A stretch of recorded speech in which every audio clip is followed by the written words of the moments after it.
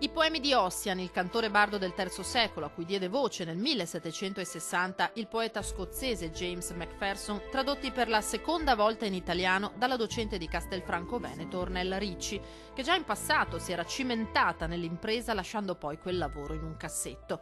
Ripreso in mano e completato, è ora un volume in cui riscoprire l'epica e la suggestione delle leggende del Nord. Il lettore deve intendere questo volume, questo testo, come un contenitore, non leggerlo come un poema epico dall'inizio alla fine.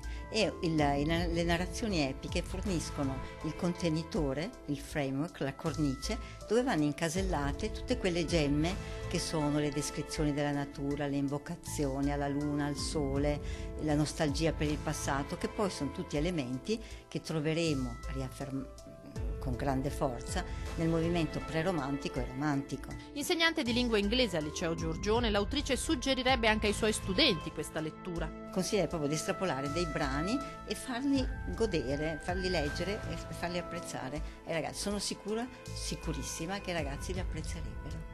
Poemi dunque che finora in italiano solo Melchiorre Cesarotti aveva tradotto 2 secoli e mezzo fa.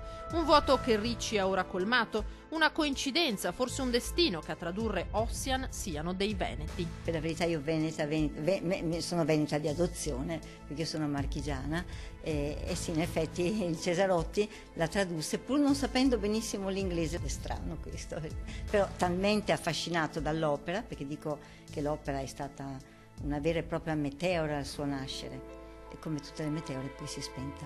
La presentazione ufficiale del volume si terrà domani sera alle 20:45 nel Centro Culturale Don Ernesto Bordignon di Castelfranco, una serata con lettura di brani, ma anche musica, proiezioni, coreografie di danza. Perché per entrare nel mondo di Ossian bisogna creare la giusta atmosfera e ho cercato di fare questo.